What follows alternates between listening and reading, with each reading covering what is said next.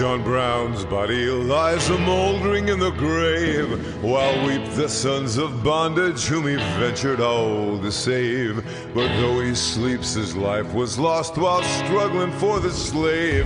His soul is marching on. Glory, glory, hallelujah. Glory, Welcome glory, to War of the Rebellion, Stories of the Civil War.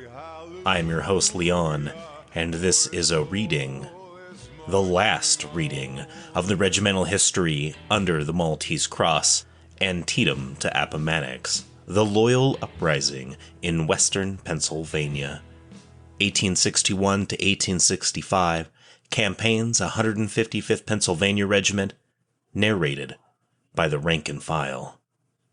And welcome to our final episode for this regimental history. It hasn't quite set in for me yet. This is going to be a little bit longer than normal. You guys are probably going to ask why it wasn't broken up into multiple episodes, but I'm just not going to. We're going to do it all in one. Here we go. Let's begin. And we're going to start with a regimental history quote that they have in here right before we begin.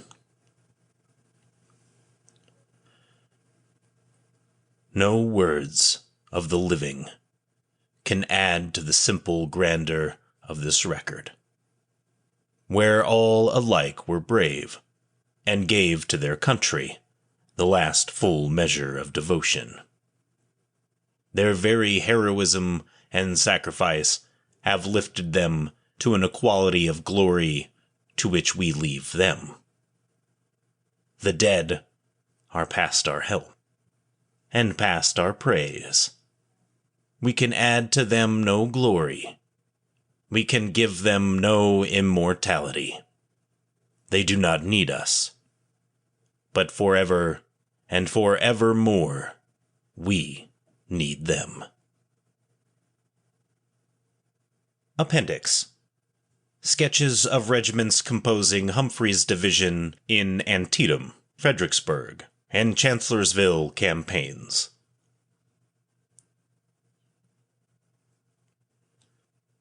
So what I'm about to cover is going to explain who each regiment was in Humphreys' division. The Brigadier-General, of course, was Humphreys commanding, and it was organized September 15th, 1862. It was assigned to the 5th Corps, Army of the Potomac, Major General Fitz John Porter commanding. The 1st Brigade was under the command of Brigadier-General E.B. Tyler. The regiments consisted of the 126th Pennsylvania Volunteers under Colonel James G. Elder, the 129th Pennsylvania Volunteers, commanded by Colonel Jacob Frick, the 134th Pennsylvania Volunteers, commanded by Colonels M.S. Quay and Edward O'Brien, followed up by the 91st Pennsylvania Volunteers under Colonel E.M. Gregory. The 2nd Brigade was commanded by Colonel P.H. Allabach. The regiments consisting of his brigade at this time was the 123rd Pennsylvania Volunteers, led by Colonel John B. Clark. Also, the 131st Pennsylvania Volunteers, led by Colonel P.H. Allabach. And then, of course, the 133rd Pennsylvania Volunteers with Colonel F.B. Speakman. And last, but not least, the 155th Pennsylvania Volunteers, commanded by Colonel E.J. Allen. Campaigns and engagements. The campaigns and engagements that this division was a part of was the Antietam campaign in September of 1862, Fredericksburg, the charge on Marie's Heights, September 13th, 1862, the Chancellorsville campaign, May 1st through the 5th, 1863, and then, of course, the Battle of Chancellorsville itself, May 1st through the 5th, 1863. Disbandment. By reason of expiration of 9 months' term of enlistment, May 15th, 1863, of the following regiments: 123rd, 126th, 129th, 131st, 133rd, and 134th Pennsylvania Volunteers were ordered to be mustered out of service. The 91st and the 155th Pennsylvania Volunteers, having enlisted for 3 years, were transferred to the 2nd Division, 5th Corps, Army of the Potomac, Brigadier-General George Sykes commanding, and served continuously in the 5th Corps until after the surrender at Appomattox. The itinerary and campaigns in the first few chapters of this history describes so fully the operations of Humphrey's division and of the 6 regiments of Pennsylvania troops which had served in the division during the 9 months of its existence, that to take up space to here repeat seriatim the itinerary of the respective regiments would be unnecessary and wearisome to the reader. No histories of these regiments exist, unless brief and imperfect sketches published in Bates' History of Pennsylvania Volunteers is to rank as history. However, the compilers have been furnished with an admirably written sketch of the 126th Regiment by Honorable D. Watson Rowe of Chambersburg, Pennsylvania. It was published in the year 1869, soon after the close of the war. We regret that space will not permit its publication entire, but the extracts quoted will be found to be well worthy of the reader's perusal. The 126th Regiment.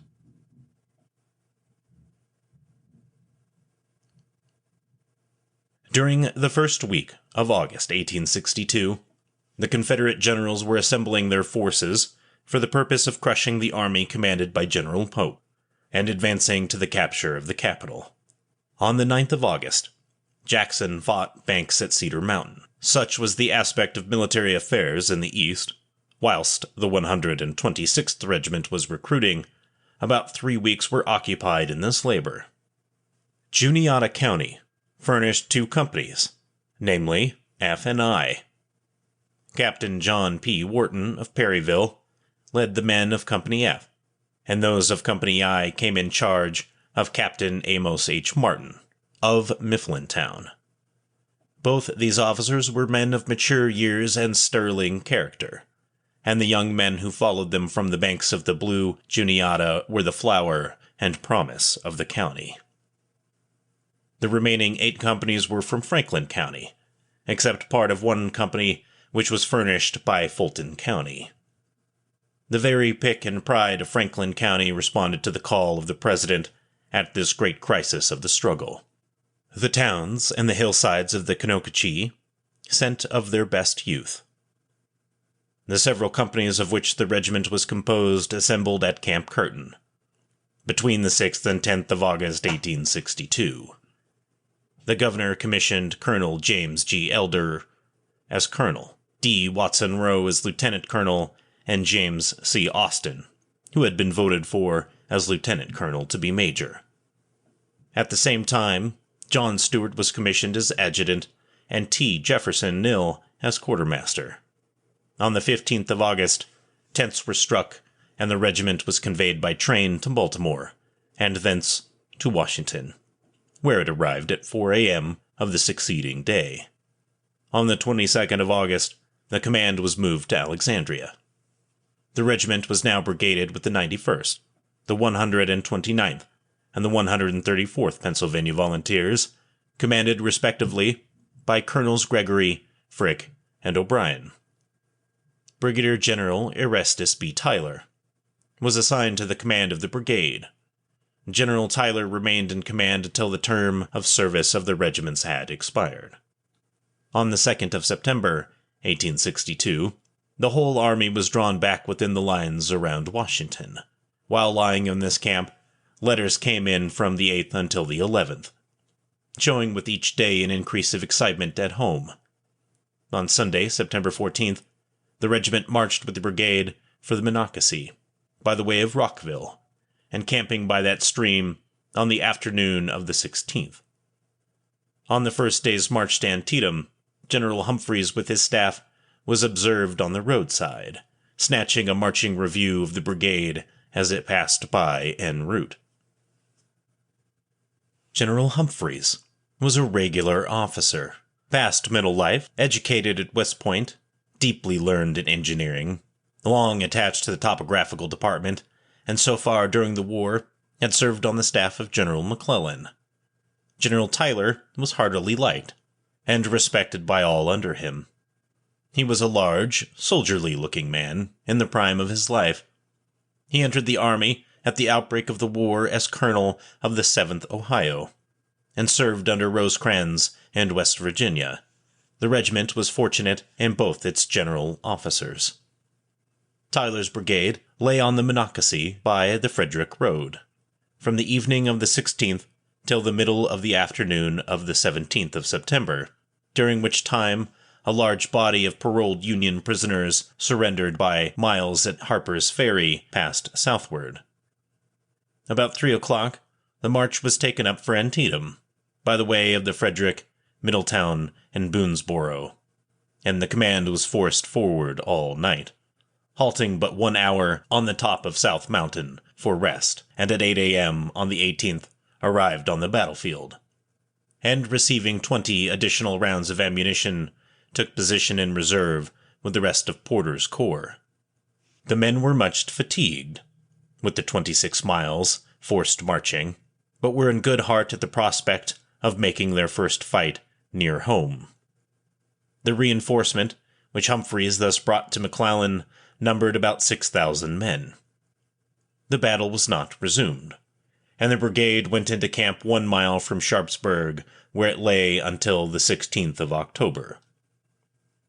At length, on the 30th of October, 1863, McClellan having begun his movement on Warrenton, the regiment broke camp, crossed the river at Harper's Ferry on pontoons, and continued the march to the top of the mountain at Snicker's Gap. On the 5th, when the brigade broke camp and passed through White Plains to the vicinity of Warrenton, where it encamped until the 17th of November. Here, McClellan, attended by Burnside, his successor of the command of the army, bade farewell to all the corps in a grand and a brilliant review. A day or two later, Fitz-John Porter also reviewed the Fifth Corps upon taking leave of it, Hooker succeeding him. Fredericksburg. At 4 a.m. of the 11th of December, the reveille was beaten, and the regiment moved out to the field of its first great battle. On Saturday, the 13th of December, the brigade crossed the Rappahannock on the upper pontoon bridge, entered Fredericksburg at the northern end, and, turning to the left, moved down to the center of town. At 3:30 p.m., General Tyler moved his command to the front, and filing to the right from the Telegraph Road, entered a low meadow, at the far end of which stood a large brick tannery. Above this meadow, overshadowing it, frowned the rebel redoubts and batteries. The command was massed in this enclosure, the Union and the Confederate batteries playing over the heads of the men. The men were not in line of battle, but were simply awaiting orders. They could only watch the Confederate batteries on the heights above them, dropping shells into the throng, throwing the earth and mangled bodies into the air, and shudder at the destruction. At length, the order came to move to the left of the Telegraph Road, and form into lines of battle under cover of a hill, preparatory to a last charge upon the rebel works on Marie's Heights. The road was swept by the enemy's shells and the bullets of his sharpshooters. The right of the regiment was hurried across. The left waited a moment at the edge of the road, and then it also hastily passed over, but not scatheless. Lieutenant Fortescue, of Company G, had scarcely put foot into the road before a ball from a sharpshooter's rifle pierced his head, and he fell a corpse. As rapidly as possible, for it was growing late, the column of assault was formed in 2 lines. The men were ordered to rely solely upon the bayonet and cautioned not to fire. The command, quote, "Officers 12 paces to the front," unquote, was given. The bugle sounded the charge, and then, with cheer upon cheer, the hill which protected the formation was ascended, and the charge began. The ranks were well kept, the men running steadily and in line. The brick house on Marie's Heights was already reached. This was the fourth charge made that day over the same ground by the other corps of the army. Each charge had been repulsed after 15 immortal minutes. When the third charge had failed, Burnside, riding down the Rappahannock and gazing over at those heights, exclaimed, "That crest must be carried tonight." Humphreys had been at once ordered across, and so far he had done his work well, but it was unsuccessful. In front of the brick house, at the foot of the crest, along the raised ground to the right and left, lay a body of men in line, thrown on the earth. They were the men of the last preceding charge. Whether they did not wish to be run over by the men and the officers on horseback, or from whatever cause, they raised partly up, cried halt, and remonstrated with violent gesticulations as the charging line came upon them, thereby very greatly disarranging the ranks and breaking the force of the charge. But the column passed over them like a storm. Colonel Elder led the right wing of the 126th to the right of the brick house. Lieutenant Colonel Rowe sent part of the left wing, placed in his charge, also to the right, and led the two left companies H and K around on the other side. These latter companies, having a clear field, pressed rapidly beyond the house quite near to the stone wall, blazing now with the enemy's fire. Charge. Marie's Heights. Colonel Elder, with those who went to the right of the house, was greatly obstructed by fences in the way, which had to be broken down. Nevertheless, we pushed vigorously beyond the house and approached the stone wall. As the line advanced beyond the house, the fire of musketry, which was severe before, grew terrific. The long line of stone wall was a sheet of flame. From every eminence, right and left, and in the front, the rebel cannon was turned on the charging column. Whatever was to be done must be done quickly, and one moment more the wall could be gained. How it came about is not known, but certain it is that the men lying in front of the house, who had been passed over, began to fire at the enemy through our advancing lines. Immediately there was a halt. The fire in the front and the fire in the rear, every flash visible in the twilight, astounded the soldiers. Bewildered, they stood for a moment irresolute. Then, in their excitement, began to fire at the rebel line. This was fatal. The charge was over.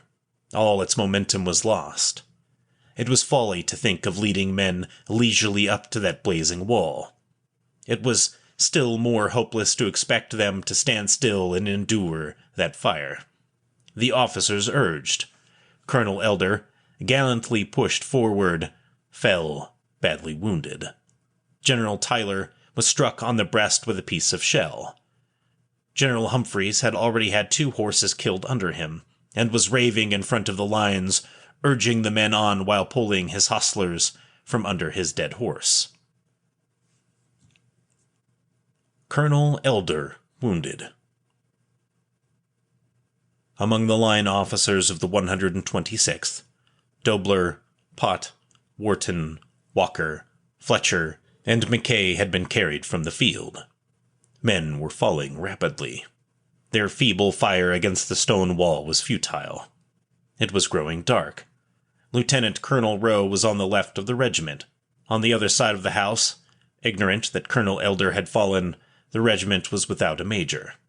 It fell back with the rest of the brigade to the protection of the house, and ascending the acclivity up which the charge had been made, reformed under the cover of the hill where the charge began.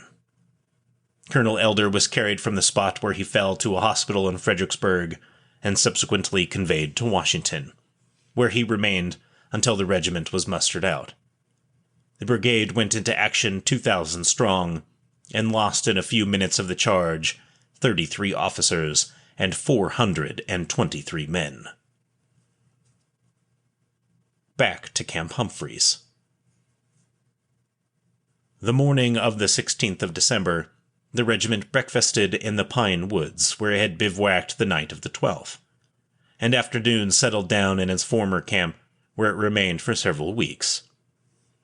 But now the time had come for Burnside to move again. On the morning of the 20th of January, the brigade marched out of camp and journeyed 2 miles on the famous Mud March. The men were drenched with rain, and the roads were made dreadful. It rained the next day, during which the command made some 4 miles. There was no thought of going ahead, but how to get back was the question. At length, on Saturday the 24th, the brigade marched back over the corduroy road it had helped to make to Camp Humphreys, and so the Mud March ended. Chancellorsville. On Monday, the 27th of April, the march was taken up for Chancellorsville, with 29 officers and 577 men in the regiment. The Rappahannock was crossed on Wednesday by the regiment at Kelly's Ford, and the Rapidan at Ely's Ford on the 30th. On May 1st, the direct road to Chancellorsville was taken, and shortly before noon the brigade was massed by the side of the Chancellor House, on an open clearing. Precisely at 12, the first gun of the great fight opened. Slocum's corps took the Plank Road, Sykes' division the Turnpike, and Meade, with Griffin's and Humphrey's divisions, advanced on the river road for 5 miles, and came in sight of Banks' Ford. Thus this ford was uncovered, and a position obtained out of the wilderness on a commanding ridge. Suddenly, and unaccountably, the 3 columns were ordered back to Chancellorsville. Early on Sunday morning, Tyler's brigade was moved down from the heights which it held, and hurried to the right, and reached the road running from Ely's Ford to Chancellorsville. The brigade soon became actively engaged with the enemy, when after an hour's hard fighting with severe losses, the ammunition of the regiment becoming exhausted, and their right flank turned, the brigade slowly fell back. Each regiment of the brigade was in turn compelled to fall back behind a battery along the road to Ely's Ford. On the morning of the 6th of May, the regiment received orders to fall back across the river, and after a fatiguing march of 12 miles through deep mud, the site of Camp Humphreys was reached, and the regiment henceforth was done with fighting and marching. Once more to Camp Humphreys. A quiet week in camp succeeded the Battle of Chancellorsville. The term of service of the regiment was about to expire. General Tyler assembled it and publicly extolled the conduct of the men in both the great actions in which they had participated. Tuesday, the 12th of May, was a day of leave-taking in camp. There was great visiting among the regiments, and the general's quarters were crowded all day. At 6 o'clock in the morning of Wednesday, May 13, 1863, the regiment took cars at Stoneman Station for Acquia Creek Landing, and ceased to belong to the Army of the Potomac. At 7 o'clock Friday morning, the 15th, the regiment marched with drums beating and flags flying through Harrisburg to Camp Curtin. On Wednesday, the 20th of May, the companies were mustered out of service. The men received their pay and discharges and, with cordial handshaking, separated and started for home. The 91st Regiment. This regiment was recruited in the fall of 1861, and mustered into the United States service at Camp Chase, near Philadelphia, on December 4, 1861, for 3 years. The general officers of the regiment were Colonel Edgar M. Gregory, Lieutenant Colonels Edward C. Wallace, Joseph H. Sinex, John D. Lentz, Eli G. Sellers, Majors George W. Todd, John D. Lentz, Eli G. Sellers, John P. Kastner. The regiment reached Washington January 21, 1862, doing guard and patrol duty there until April 27th following, when it was assigned to provost guard duty at Alexandria, remaining there until August 21, 1862. The regiment was then assigned to active service in the field with the 5th Corps on September 15th, 1862, as part of Tyler's brigade, Humphreys' division. It started on the forced marches of the Maryland campaign, and on the morning of September 18th, reached the Antietam battlefield where the Corps took position in reserve. The regiment participated in the reconnaissance in October across the Potomac at Shepherdstown. It subsequently moved with the Army of the Potomac to near Falmouth. On December 11th, General Burnside having succeeded to the command of the army, the regiment was ordered to prepare for battle and laid upon their arms until the opening of the Battle of Fredericksburg. On the 13th of December, the regiment with Humphreys' division met its baptism of fire. Upon the repulse of the veteran troops under Couch, Hancock, and Sumner, Humphreys' division was selected to lead the Forlorn Hope in a bayonet charge upon Marye's Heights, led by General Humphreys in person. In the assault, the regiment lost 2 officers and 87 men killed and wounded. The regiment shared in Burnside's famous Muddy March, and did picket duty until May 1st, when General Hooker led the Army of the Potomac to the Chancellorsville battlefield, still serving under General Tyler as brigade commander and General Humphreys as division commander. At Chancellorsville, Captain Thomas W. Parsons and Lieutenant George Black received mortal wounds, and Colonel Gregory received a wound in the leg. The engagement at Chancellorsville ended the service of the regiment under General Humphreys, whose division was disbanded, and the general assigned to the command of a division in the 2nd Corps. The 91st and the 155th Regiments were transferred to the 3rd Brigade, 2nd Division, commanded by General Sykes, and participated in all the subsequent battles of the 5th Corps of the Army of the Potomac, under General Sykes, Warren, and Griffin, from Gettysburg until the final surrender of Confederate Army at Appomattox. The 129th Infantry. Colonel Jacob G. Frick, Lieutenant Colonel W. H. Armstrong, Major Joseph Anthony, was recruited in Schuylkill, Northampton, and Montgomery counties, and was mustered into the United States service on August 15, 1862, at Camp Curtin, Harrisburg, for a 9-month term. The regiment was ordered to Washington on August 16th, and after various detached duties, was assigned to the 1st Brigade, 3rd Division, 5th Corps. At Fredericksburg, the first battle of the regiment, the men participated in the gallant but futile charge upon Marye's Heights, winning high praise from Generals Hooker and Tyler. In this action, the regiment lost 142 in killed and wounded. Winter quarters were established in Camp Humphreys, near Falmouth, which were occupied until the Battle of Chancellorsville, in which the regiment participated, suffering heavy loss. General Tyler said of the 129th in this battle that, quote, "No one ever saw cooler work on field drill than was done by this regiment," unquote. The regiment was mustered out at Harrisburg on May 18, 1863. The 134th Infantry. Colonels Matthew S. Quay, Edward O'Brien. Lieutenant Colonels Edward O'Brien, John M. Thompson, William H. Shaw. Majors John M. Thompson, William H. Shaw, Cyrus E. Anderson. This regiment was recruited under the call of July 1862 for 9 months. Companies A, B, D, and H were raised in Lawrence County, C, F, G, and K in Butler, and E and I in Beaver. The regiment was mustered into service at Camp Curtin, Harrisburg, in the early part of August 1862 and left for Washington on August 20th. It was assigned to Humphreys' division and participated in the Battle of Fredericksburg as part of Tyler's brigade. Colonel Quay's resignation was accepted on December 10, 1862. Lieutenant Colonel Edward O'Brien was, on same date, commissioned as colonel, and assumed command in the charge on Marye's Heights, December 13th. He was complimented and General Humphrey's official report.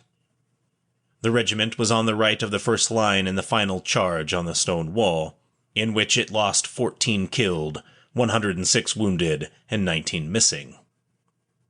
Major Thompson was among the wounded, having had his horse shot under him.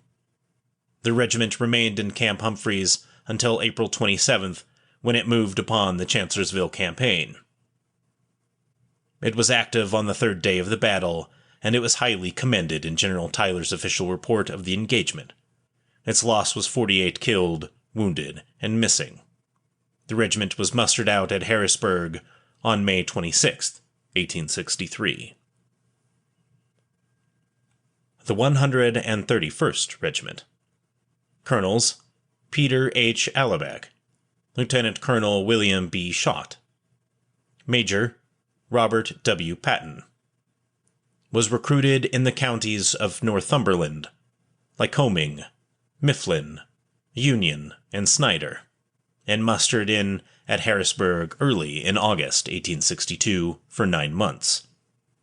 After a few weeks of detached service, the regiment was made a part of the 3rd Division, 5th Corps, Humphreys Division.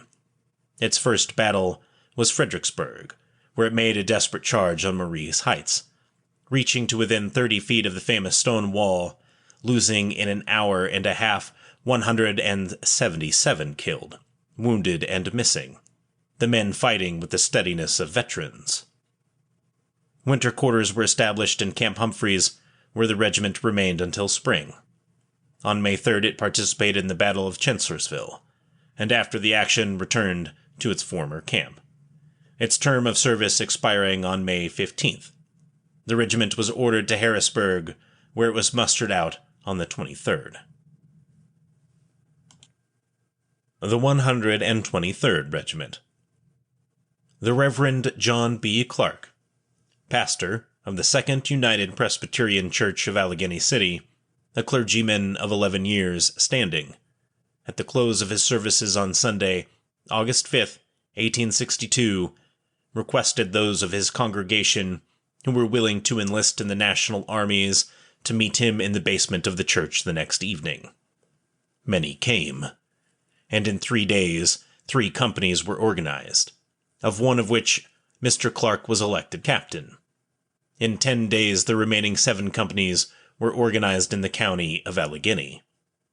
A regimental organization, 1,000 strong, was effected by the election of Captain John B. Clark as colonel, Frederick Gast and Richard C. Dale as lieutenant colonels, and Hugh Denver and Charles D. Wiley as majors. The regiment was mustered into the United States service in August 1862 for 9 months. The regiment left Harrisburg for Washington on August 21st and was at once ordered to Camp Stanton, where it was assigned to Humphreys Division.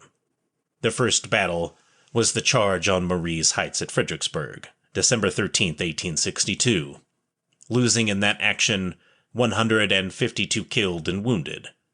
In January 1863, the regiment moved to Camp Humphreys, where it remained until the following spring. On April 28th, it marched for Chancellorsville, and on May 1st was posted on the left of the line, which was not engaged. On the 3rd of May, it was placed in support of the artillery and met with a few losses. The 123rd and its gallant commander, Colonel John B. Clark, was complimented by General Humphreys for gallantry in the celebrated charge on Marie's Heights at Fredericksburg. The regiment was mustered out of service at Harrisburg on May 13, 1863. The 133rd Infantry. Colonel Franklin B. Speakman, Lieutenant Colonels Abraham Copeland, W. A. McCartney, Major Edward M. Schrock, was composed of men recruited from the counties of Cambria, Perry, Bedford, and Somerset, and was mustered into the United States service at Harrisburg by companies from August 5th to 15th, 1862 for 9 months. It left for the front on the 19th, and during the progress of the Second Bull Run battle was posted at Fort Ward on picket duty. Later it was assigned to Allabach's brigade of Humphreys' division, 5th Corps. In charging the works on Marie's Heights at Fredericksburg, its casualties were 184 killed, wounded, and missing, including 3 officers killed and 8 wounded.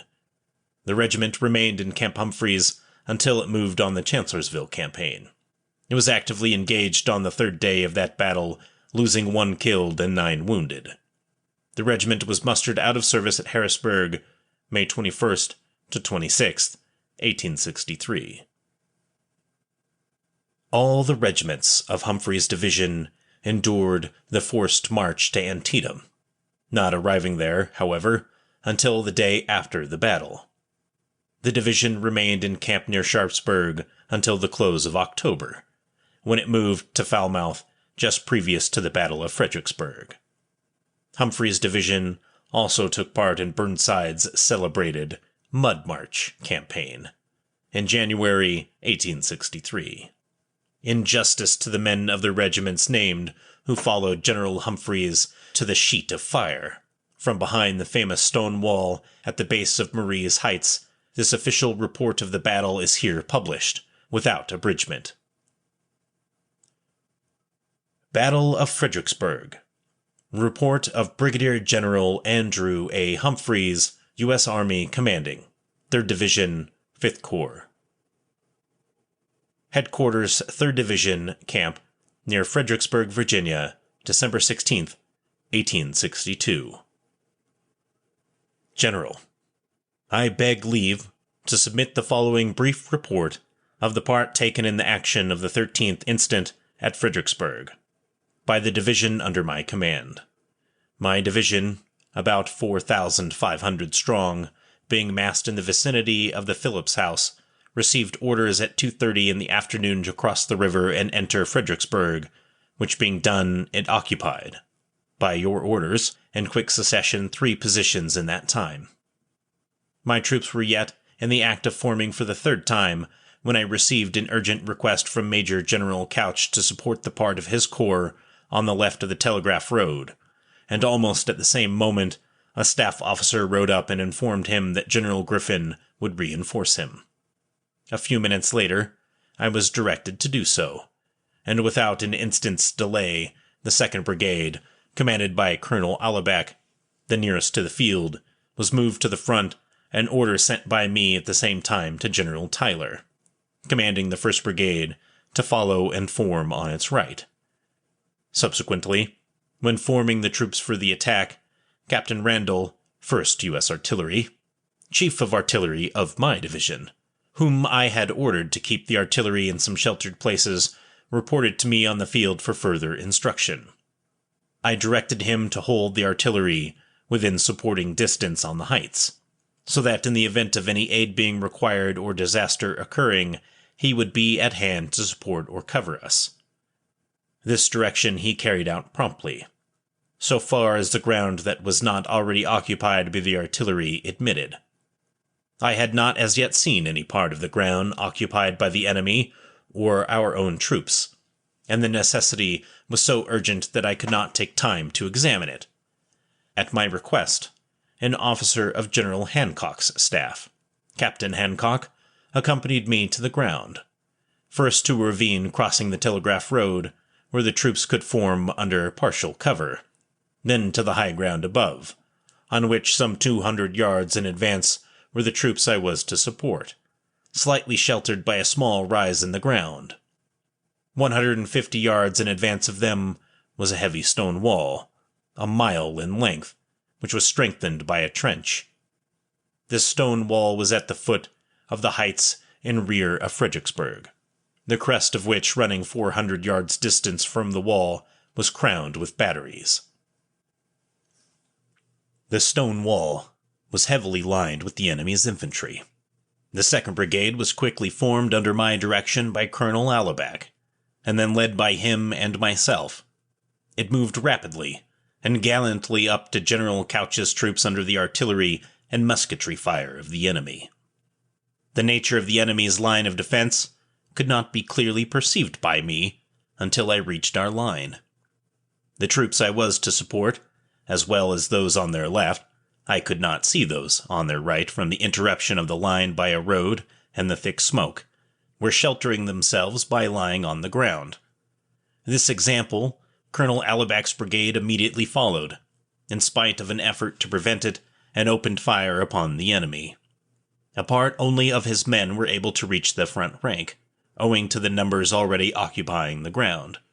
The continued presence of the troops I was to support or relieve proved a serious obstacle to my success.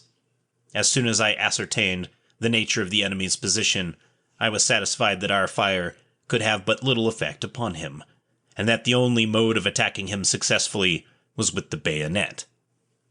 This I resolved to do. Although my command was composed of troops that entered the service in August, with great difficulty their firing was arrested, chiefly by the exertions of myself and staff and Colonel Allabach, aided by Colonel E.J. Allen, Colonel John B. Clark, and Captain H.K. Tyler. While this was being done, I sent a staff officer to General Tyler with instructions to bring his command to the left of the road in the ravine, and prepare it to support or take the place of Allabach's brigade, as the event might require. The charge was then made, but the deadly fire of musketry and artillery broke it, after an advance of 50 yards. Colonel Allabach reformed the brigade, a portion in the line from which the charge was made, and the remainder in the ravine from which they originally advanced. The greater part of my staff were now on foot, having had their horses killed or disabled, my own being in the latter condition from 2 wounds. Mounting the horse of my special orderly, Damond, 6th U.S. Cavalry, I rode to General Tyler's brigade to conduct it to the enemy, and while doing so received 3 successive orders from General Butterfield to charge the enemy's line, the last order being accompanied by the message that both General Burnside and General Hooker demanded that the crest should be taken before night. It was already growing dusky. General Tyler's brigade was not yet entirely formed, and was impeded in doing so by a battery of 6 guns whose limbers occupied a part of his ground, and whose fire would have rendered it impossible for him to advance. With great difficulty, I brought this battery to cease firing. Then riding along the 2 lines, I directed them not to fire, that it was useless, that the bayonet alone was the weapon to fight with here. Anticipating, too, the serious obstacle they would meet with the masses of men lying under the little shelter afforded by the natural embankment in front, before mentioned, who could not be got out of the way, I directed them to disregard these men entirely and to pass over them. I ordered the officers to the front, and with a hurrah, the brigade, led by General Tyler and myself, advanced gallantly over the ground, under the heaviest fire yet opened, which poured upon it from the moment it rose from the ravine. As the brigade reached the masses of men referred to, every effort was made by the latter to prevent our advance. They called to our men not to go forward, and some attempted to prevent by force their doing so. The effect upon my command was what I apprehended, and, in part, forced to form in column, but still advanced rapidly. The fire of the enemy's musketry and artillery, furious as it was before, now became still hotter. The stone wall was a sheet of flame that enveloped the head and flanks of the column. Officers and men were falling rapidly, and the head of the column was at length brought to a stand when close up to the wall. Up to this time, not a shot had been fired by the column, but now some firing began. It lasted but a minute, when in spite of all our efforts, the column turned and began to retire slowly. I attempted to rally the brigade behind the natural embankment so often mentioned, but the united efforts of General Tyler, myself, our staffs, and the other officers could not arrest the retiring mass. My efforts were the less effective, since I was again dismounted, my second horse having been killed under me. The only one of my staff now mounted was Lieutenant Humphreys, whose horse had been 3 times wounded. All the rest had their horses either killed or disabled, except one officer who had been sent off with orders, directing General Tyler to reform his brigade under cover of the ravine. I returned to the portion of Allabach's brigade still holding, with the other troops, the line of natural embankment. At this moment, someone brought me Colonel Elder's horse, the colonel having been dangerously wounded a short time before. My force being too small to try another charge, I communicated the result of the contest to General Butterfield, and received directions in return to bring the remainder of my troops to the ravine. This was accordingly done. The 123rd and 155th Regiments, commanded by Colonels Clark and Allen, retiring slowly and in good order, singing and hurrahing. Colonel Allabach brought off the other regiments in equally good order. Our loss in both brigades was heavy, exceeding 1,000 in killed and wounded, including in the number officers of high rank. The greater part of the loss occurred during the brief time they were charging and retiring, which scarcely occupied more than 10 or 15 minutes for each brigade. I beg leave to submit herewith the reports of Brigadier-General E.B. Tyler, commanding 1st Brigade, and Colonel P.H. Allabach, commanding 2nd Brigade, and to bring to your notice the officers mentioned by them who distinguished themselves by their gallant bearing. Among them are Colonel Gregory, slightly wounded, Colonel Frick, Colonel Elder, dangerously wounded, and Colonel Edward O'Brien, commanding regiments. Lieutenants Colonels Armstrong and Rowe, Majors Thompson and Anthony, and Major Todd, who had his leg shattered and has since died. Colonels Allen and Clark, commanding regiments.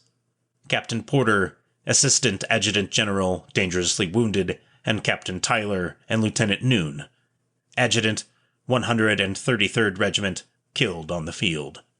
I also transmit the report of the Acting Chief of Artillery, Captain Randall, to whom my acknowledgments are due for the prompt and skillful manner in which he executed the duties assigned him.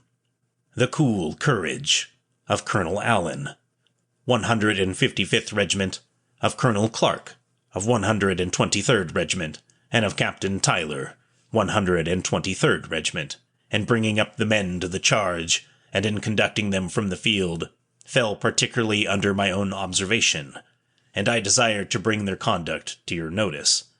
I cannot express, in two warm terms, my indebtedness to the officers of my staff for the services they rendered me. The cool gallantry with which they aided in forming the troops, leading them to the charge and rallying them when retiring, and conveying my orders over the field, and in seconding all my efforts to accomplish the object of our presence there, entitles them to some mark of approbation from some authority higher than mine. I beg leave, therefore, to mention their names. Captain Carswell McClellan, Assistant Adjutant General, Lieutenant Humphreys and Christiancy, Aides de Camp, Captain Herbert Thomas, 129th Pennsylvania Volunteers, Acting Inspector General Captain Knowles, Commissary of Subsistence Captain A. Cavada, 23rd Pennsylvania Volunteers, Additional Aide de Camp, and Captain Reher, 129th Pennsylvania Volunteers, Additional Aide de Camp. Captain Thomas, when his horse was killed in the charge, joined his company, and, while leading it, was severely wounded. Captains Knowles and Burr and Lieutenant Humphreys were slightly wounded. In conclusion, I cannot refrain from expressing the opinion that one of the greatest obstacles to my success was the mass of troops lying on my front line. They ought to have been withdrawn before mine advance. The troops on their right and left would have prevented the enemy from advancing. Finding them lying there, the men of Allabach's brigade, who had never before been in battle, instinctively followed their example. Besides, they disordered my lines, and were greatly in the way when I wished to bring the brigade to a charge. When General Tyler's brigade advanced, they, together with some of my own men of Allabach's brigade, not only impeded its progress, but converted it, as I have already stated, into a massive column too large to be managed properly. As soon as the troops were placed in the new positions they were directed to occupy, parties were sent out to bring in the wounded and the dead, and the division ambulances and stretcher-bearers were dispatched upon the same errand. The latter, however, had scarcely any stretchers, the repeated requisitions for the same never having been filled. They were obliged to use shutters. The wounded were nearly all brought in before daylight, and some of the dead, but many of the latter were left upon the field. I ordered out burying parties on the following night, but it was extremely difficult to distinguish ours, and utterly impossible for the parties to bring off all who were lying there. The bodies of many of the men were, therefore, left there. Surgeon McKinney, 134th Regiment Pennsylvania Volunteers, acting medical director of the division during the sickness of Surgeon Knight, prepared hospitals in the town, and made every arrangement possible for the care of the wounded. They received prompt and skillful treatment, and the most careful attention at his hands as fast as they were brought in. His conduct deserves great praise. The detailed report of killed, wounded, and missing, with the statement of accounts, is not yet completed, but will be prepared and transmitted as soon as possible. For the present, I present a tabular statement of casualties with a list of officers killed and wounded. The missing of the tabular statement are undoubtedly killed. Recapitulation of casualties in the division. Command, 1st Brigade. 91st Pennsylvania, officers killed, 1. Enlisted men killed, 8. Officers wounded, 3. Enlisted men wounded, 43. Officers missing, 0. Enlisted men missing, 20. Aggregate, 75. 126 Pennsylvania, officers killed, 1. Enlisted men killed, 11. Officers wounded, 8. Enlisted men wounded, 59. Officers missing, 0. Enlisted men missing, 14. Aggregate, 93. 129th Pennsylvania, officers killed, 1. Enlisted men killed, 16. Officers wounded, 9. Enlisted men wounded, 92. Officers missing, 0. Enlisted men missing, 22. Aggregate, 140. 134th Pennsylvania, officers killed, 1. Enlisted men killed, 11. Officers wounded, 10. Enlisted men wounded, 99. Officers missing, 1. Enlisted men missing, 26. Aggregate, 148. 2nd Brigade Staff. Officers wounded, 1. Aggregate, 1. 123rd Pennsylvania. Officers killed, 1. Enlisted men killed, 14. Officers wounded, 5. Enlisted men wounded, 101. Officers missing, 0. Enlisted men missing, 13. Aggregate, 134. 131st Pennsylvania. Officers killed, 2. Enlisted men killed, 16. Officers wounded, 8. Enlisted men wounded, 132. Officers missing, 0. Enlisted men missing, 19. Aggregate, 177. 133rd Pennsylvania. Officers killed, 3. Enlisted men killed, 17. Officers wounded, 8. Enlisted men wounded, 132. Officers missing, 0. Enlisted men missing, 24. Aggregate, 184. 155th Pennsylvania. Officers killed, 1. Enlisted men killed, 5. Officers wounded, 1. Enlisted men wounded, 57. Officers missing, 0. Enlisted men missing, 4. Aggregate, 68. Total officers killed, 11. Enlisted men killed, 98. Officers wounded, 53. Enlisted men wounded, 715. Officers missing, 1. Enlisted men missing, 142. Aggregate, 1,020. Very respectfully, your obedient servant, A. Humphreys, Brigadier-General Commanding Division. Brigadier-General Daniel Betterfield, Commanding 5th Corps. Report of Major General Joseph Hooker on part taken by Humphreys Division in Battle of Fredericksburg. Extract. Washington, D.C., September 5th, 1863. Colonel, I have the honor to submit herewith a report of the operations of the Center Grand Division of the Army of the Potomac under my command. I determined it to be my duty to the troops under my command to give General Burnside a fuller explanation and dissuade him, if possible, from what I considered a hopeless attack. Accordingly, I did so. The general insisted upon the attack being made. I returned and brought up every available battery with the intention of breaking their batteries to enable the attacking column, Humphreys Division, to carry the crest. This artillery fire was continued with great vigor until near sunset, when the attack with the bayonet was made by Humphreys Division. The attack was made with a spirit and determination seldom, if ever, equaled in war.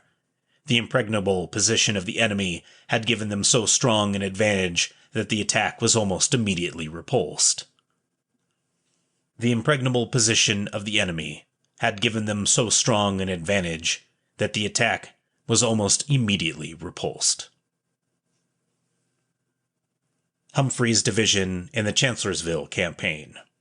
The following official reports of brigade commanders of Humphreys Division describe so fully the operation of the respective commands in the Battle of Chancellorsville that they are submitted herewith to the reader. Report of Brigadier-General E.B. Tyler, commanding 1st Brigade, Battle of Chancellorsville. Camp near Falmouth, Virginia, May 10th, 1863. Captain, I have the honor to transmit herewith a list of casualties of my command in action of the 3rd instant, and also to submit the following report of the part taken by my brigade in the engagement. About 9 a.m., I received an order from Major General Meade to put my command in motion, and go to the support of General French, Lieutenant Colonel Webb to indicate the position we were to occupy. That officer in person pointed out the line we were to take possession of directly in the face of the enemy, and on the right of General French's command in the woods. The regiments were scarcely in position before the enemy opened fire upon us, which was promptly and effectively returned by our men. I at once saw the enemy outnumbered us, as they were in double line and extended beyond our right. I immediately asked for reinforcements, but was informed that they could not be furnished. Colonel Well, who had remained in front for some moments, started back, promising to bring up reinforcements if he could obtain them, but he returned in a short time without them. The rapid and incessant fire of our men prevented the enemy from advancing, although they made several efforts to do so. After holding our position for nearly, or perhaps quite an hour, reports reached me that our ammunition was being exhausted, many of the men supplying themselves from the dead and wounded. About this time, I discovered that the enemy was receiving reinforcements. Another double line was plainly seen advancing and extending farther to our right. I sent for ammunition twice, without being able to obtain it, as I afterwards understood it had not come up from the rear. I reported that fact to General French, with the further information that the enemy were pressing us, and asked for orders. He replied that he could not furnish me with ammunition, and that we should retire in as good order as we could. When we had exhausted what we had, the moment our fire slackened, the enemy pushed forward with at least twice our number.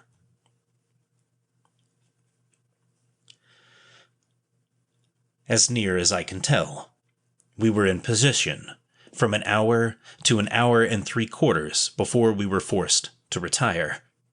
During this time, the whole line was under my eye, and I have to say that I never saw officers and men behave with more bravery and coolness than did the entire command. The officers were very active, and I saw many of them aiding the men by preparing their cartridges for the guns.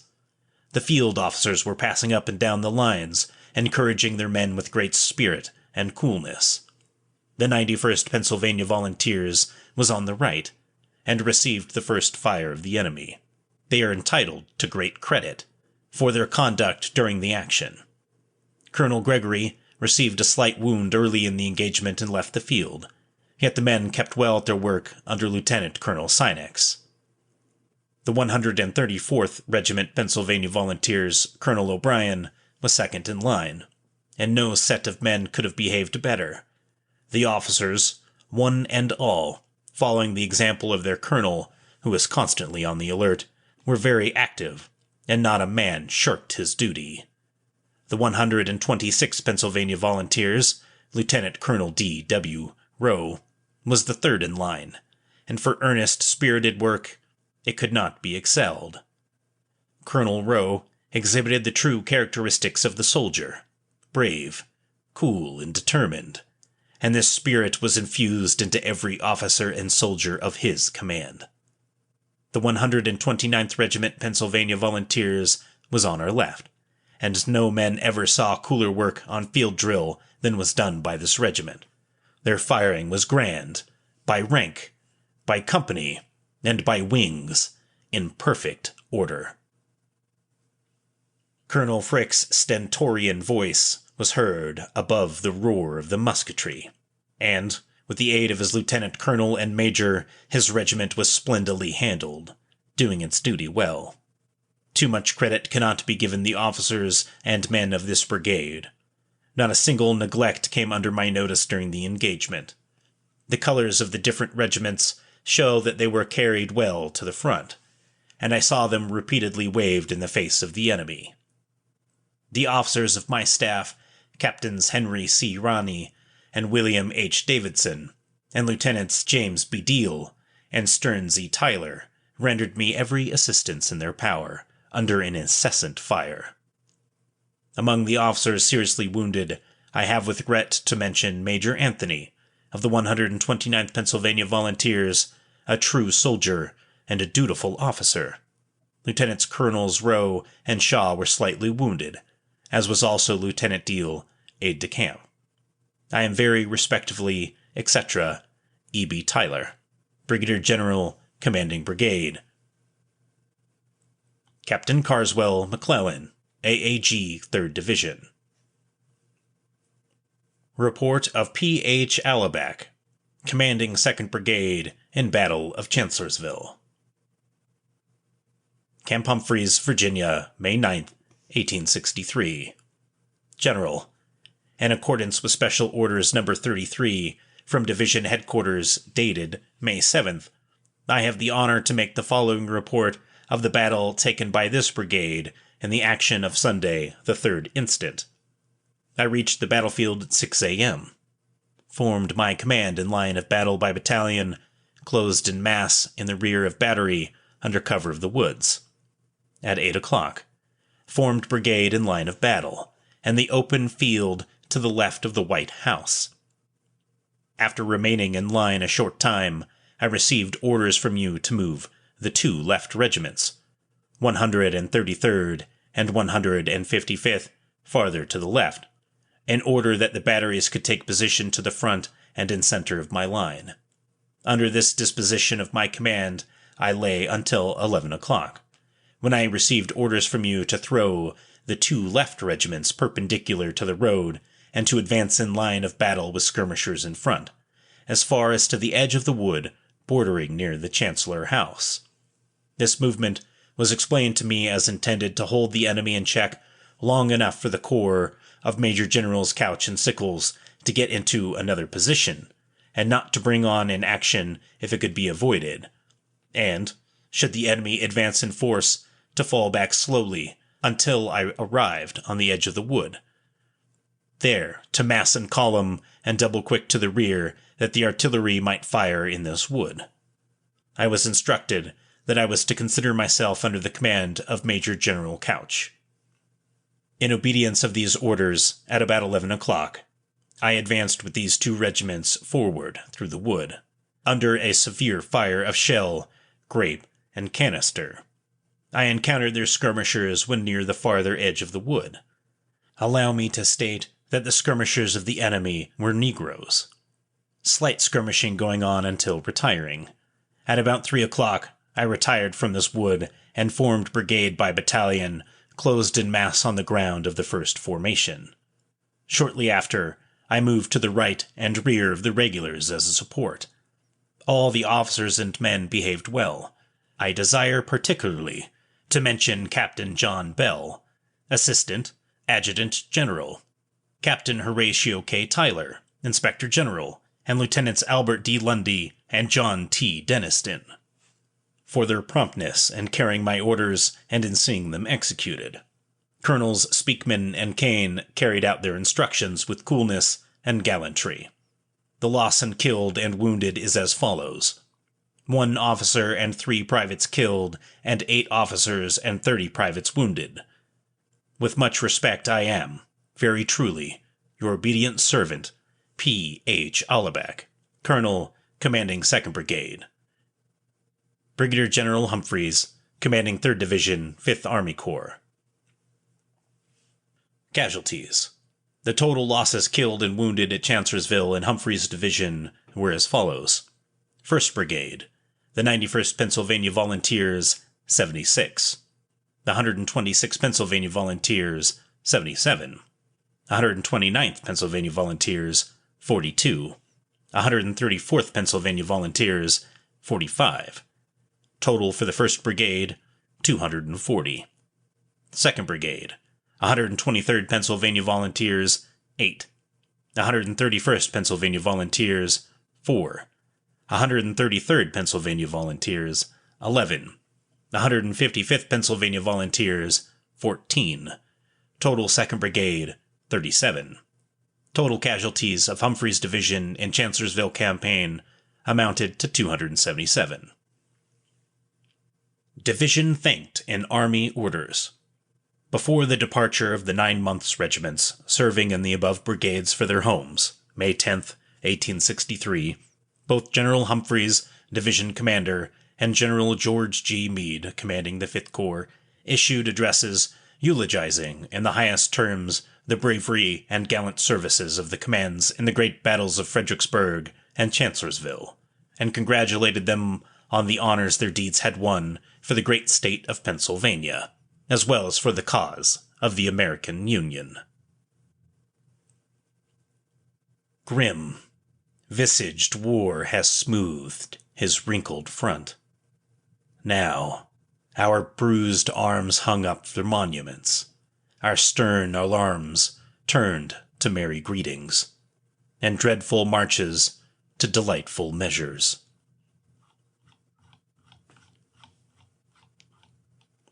And that is the end of Under the Maltese Cross, Antietam to Appomattox, the Loyal Uprising in western Pennsylvania, 1861 to 1865, campaign's 155th Pennsylvania Regiment, narrated by the rank and file. And we're done. 872 copied pages. We've gone through them all. Oh my goodness, it's over. I'm free. Only as a joke, of course. We start back up in 2 weeks. So, and of course, I've been slacking off a little bit on the Patreon episodes, so I get to crank those out over the next 2 weeks. So, it really never ends, all right?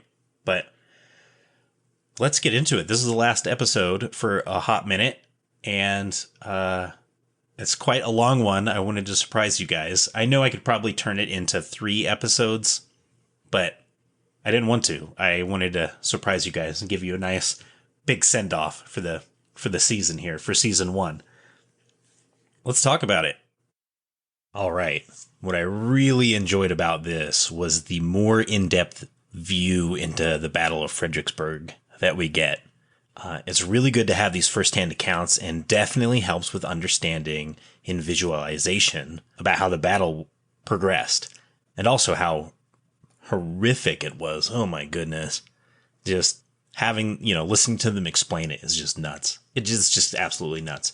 General Humphreys' official report is wild, and that guy is so lucky to be alive. I mean, how many Confederates actually shot at him? And he lost 2 horses, and people were just, oh my goodness. Yeah, it's crazy. The black soldiers firing on Union troops in Allabach's report, We're pretty sure that's not real, since it would be more expansive if it was. Now, I think it might have been Confederate soldiers wearing paint, face paint, or maybe like charcoal or something to cover themselves up. And the reason why I think that is because in the next history that we're going to read, they actually do that. That's how they ambush some Union soldiers. So those are just the notes that I had. I know it's like an hour. It's like an hour long, and my notes are really short, but a lot of it was just, histories and stuff from the report. And they're very interesting, but I kind of want to talk about where the podcast is going to go and what we're doing and what we're covering and when. So we are not reconvening. You don't need to check out my website or come to the podcast again until April 14th. That is when I'm going to publish the first episode. And we are reading a short memoir by Susie Taylor King. And she wrote Reminiscence of My Life in Camp with the 33rd United States Colored Troops, late 1st South Carolina Volunteers. And I think that single-handedly, it's probably the most unique view of the war that you can get. Hands down, no question.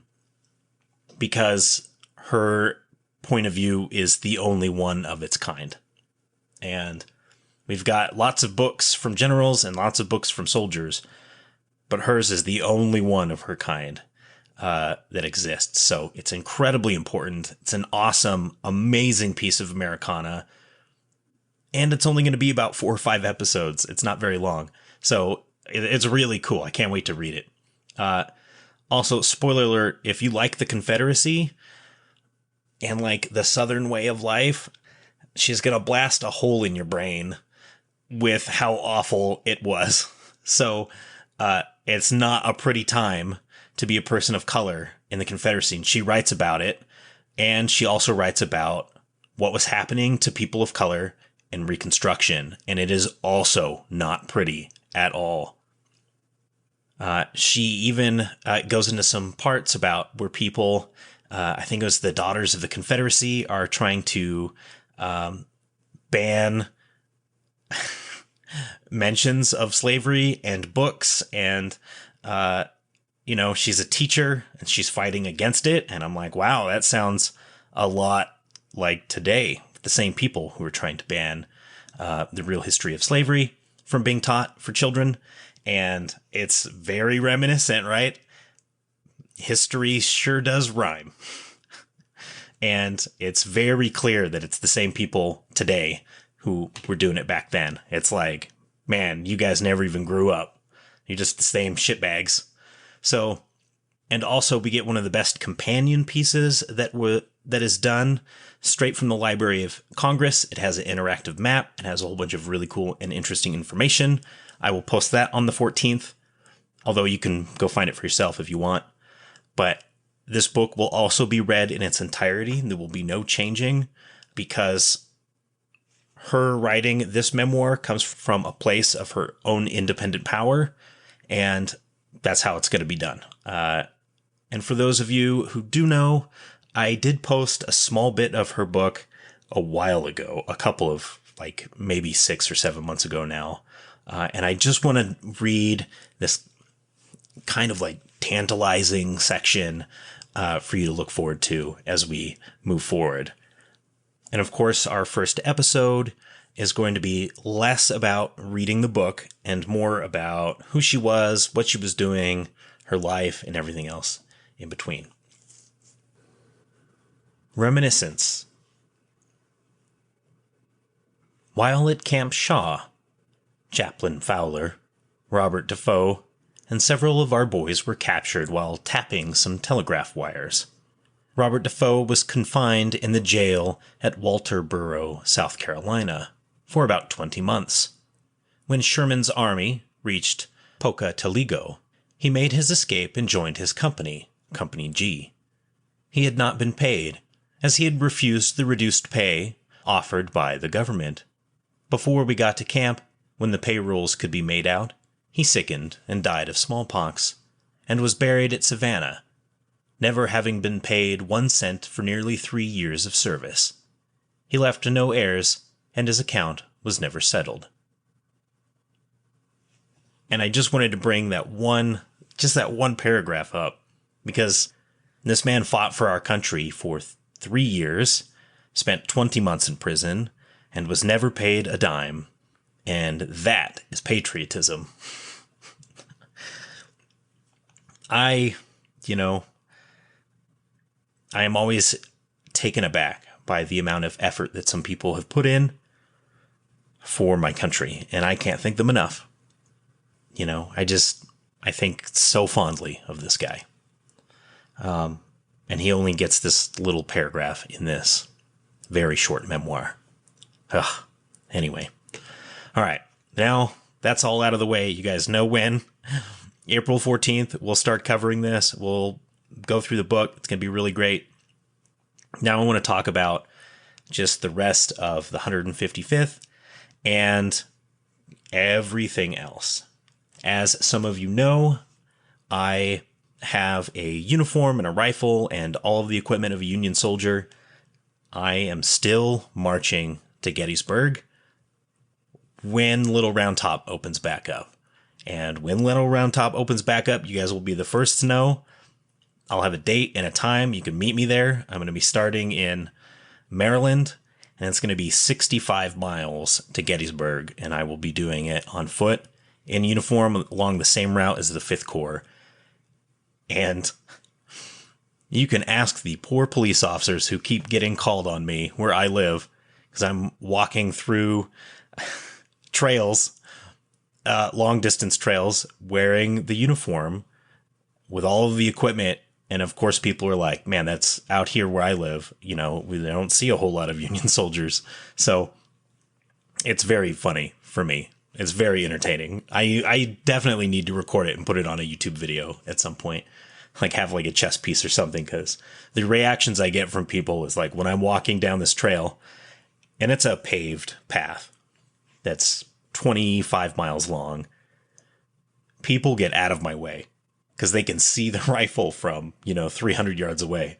They'll move right off and just wait for me to pass. And I'm not sitting there to talk to them. Like I'm hoofing it because I'm exercising, really. And anyway, it's very entertaining. So if you want to meet me in Gettysburg, there'll be a time, a date, and a place. Of course, Little Round Top. But if you want to meet before that, I'll probably be taking like 2 weeks off of work to go do it. And it's going to open either this year or sometime next year. So I'm very excited for that. And still working. I spent so much time and effort getting into shape, hiking with all of this equipment, and then I didn't get to do it because they closed Little Round Top. Oh, well, and also the price of gas was like over $5 a gallon at the time. Oh my goodness. I was like, oh, I'll drive there. Nope. So anyway, that's still happening. I'm still working. I'm still putting all of the effort into doing it. And maybe I will post a picture over this next 2 weeks onto the website. So if you want to randomly drop by in like a week, you'll see me in full uniform. I think I'll do that this time. So, all right, let's talk about the 155th Regiment and this awesome history. First of all, this was a great learning experience to build a podcast off of, was doing this regimental history. But my goodness, these were some of the most hardcore soldiers I have ever read about. And I knew some hardcore dudes myself. In fact, my own captain had a Navy Cross for just being a total hard ass. So, and I have many fond, hilarious stories of this guy. I know people like that personally. And when I'm reading this and I'm reading about what these soldiers went through in the 155th and everything that happened to them, I know that put into the same situation American soldiers today would perform just as well. Actually, probably better if they were today's soldiers. But yeah, I can't thank them enough. And I know I'm definitely going to when I go to Pennsylvania, we're going to go visit some of these guys. We're going to visit some of their graves. We're going to visit some of their memorials. And I've definitely got to get out to Fredericksburg and get to Humphreys Memorial. That's for sure. If it was important to them, it's important to me. And I want to go visit it. So if you would like to help, you can go to, if you want to help me get to Fredericksburg and help me get to Gettysburg, by all means, you can go to my website or into my YouTube channel.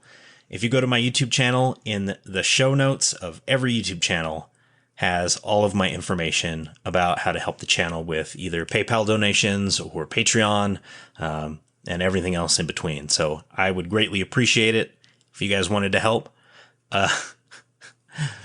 And I mean, I already have all the equipment, but any money that is donated to the show stays with the show in furthering it along, whether that's paying for server costs or for the website. I appreciate it. Now, the 155th Regiment, we're probably not going to cover anybody in their division for a while, probably not in the 5th Corps for a while either. When we move on to other regiments, it's going to be somebody different somewhere else each time. So we're probably not going to come back to the 5th Corps. If you have a 5th Corps regiment that you want me to read about, it's probably going to be 4 or 5 or 6 regimental histories before we get back there. We're probably going to do artillery, probably going to do cavalry, going to do different corps, different divisions, different areas where the armies were fighting, because we really want to bring that unique experience of being a Union soldier to the limelight, and we don't want to stick with just the same battles. Although, there's a lot of battles to cover, so we really want to pick out these unique experiences and bring them to the limelight, because that's really what this podcast is all about. So, with that, my friends, oh my goodness, I will see you in the next episode. Thank you for listening. Thank you for going on this journey with me. I so greatly appreciate it. And most importantly, thank you as a listener. Thank you for your support. Thank you for your questions. Thank you for everything. Oh my gosh. And thank you for supporting the channel and myself and my YouTube. Guys, it really means a lot that I'm actually starting to help build a community of people who are just as interested in all of this as I am. And it means so much to me. And your support means so much to me as well. So that's it. I'll see you in the next one. See you on April 14th. Take care, stay safe, and I don't know, Merry Christmas. Bye.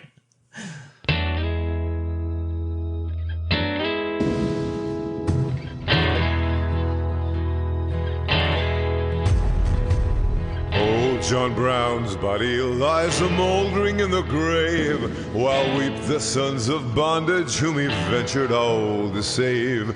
But though he sleeps, his life was lost while struggling for the slave. His soul is marching on. Glory, glory, hallelujah. Glory, glory, hallelujah. Hallelujah, for his soul is marching on.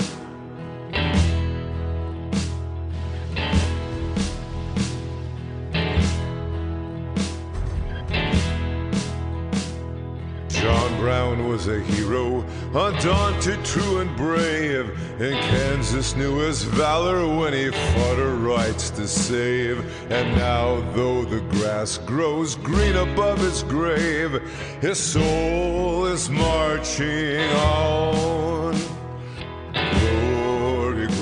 hallelujah. Glory, glory, hallelujah. Glory, glory, hallelujah. For his soul is marching on.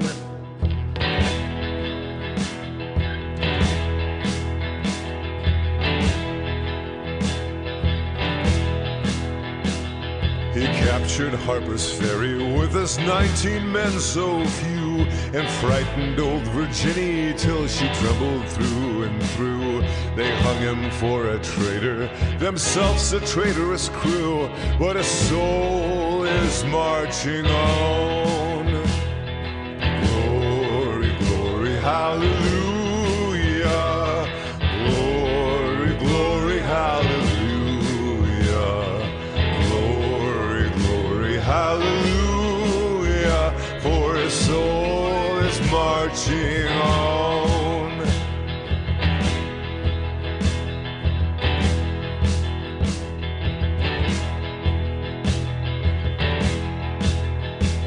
John Brown was John the Baptist, of the Christ we are to see. Christ who of the bondman shall the liberator be. And soon throughout the sunny South the slaves shall all be free, for his soul is marching on. Glory, glory, hallelujah. Glory, glory, hallelujah. Glory, glory, hallelujah. For his soul is marching on.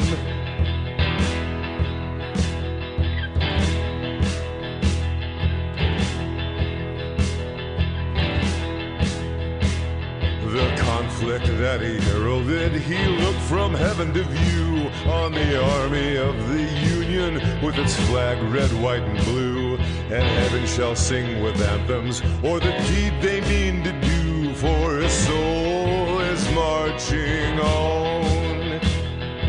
Glory, glory, hallelujah. Glory, glory, hallelujah.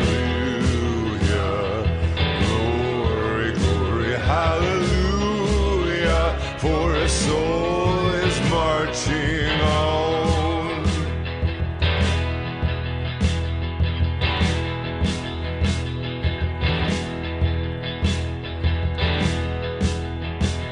Ye soldiers of freedom, then strike while strike ye may, the death blow of oppression in a better time and way.